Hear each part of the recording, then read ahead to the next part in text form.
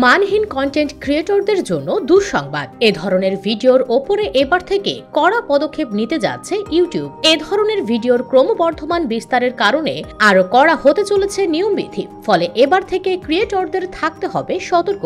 মূলত online gambling video content নিয়েই বিধি কঠোর করেছে ইউটিউব। গেল 4 মার্চ গুগলের ভিডিও স্ট্রিমিং প্ল্যাটফর্ম ইউটিউব জানিয়েছে যে আগামী 19 মার্চ 2025 থেকে এই প্ল্যাটফর্মের বর্তমান নিয়মবিধিগুলো এবার থেকে আরো কঠোর হতে চলেছে।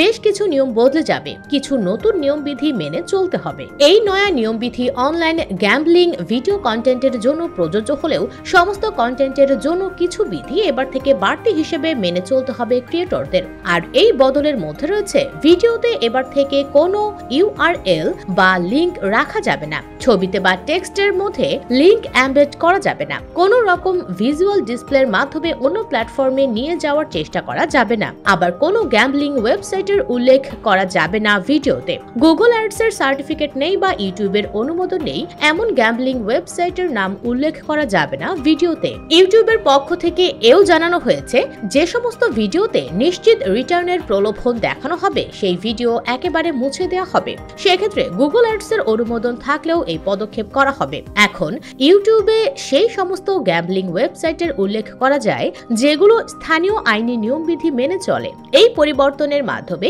ইউটিউব অবৈধ বা অনিয়ন্ত্রিত গ্যাম্বলিং প্ল্যাটফর্মের ওপর দর্শকদের আগ্রহ প্রদর্শনকে নিষিদ্ধ ঘোষণা করে। এছাড়াও ইউটিউব জানিয়েছে যে সমস্ত ভিডিওতে এমন কিছু গ্যাম্বলিং কন্টেন্ট থাকে যা কোনো ক্যাসিনো সাইট বা অ্যাপে দর্শকদের নিয়ে যায় এবং তা কমিউনিটি গাইডলাইন ভঙ্গ করে না, সেগুলো এবার থেকে এজ রেস্ট্রিক্টেড থাকবে। 18 বয়স না হলে এই কন্টেন্ট দেখতে পারবেন না দর্শকরা।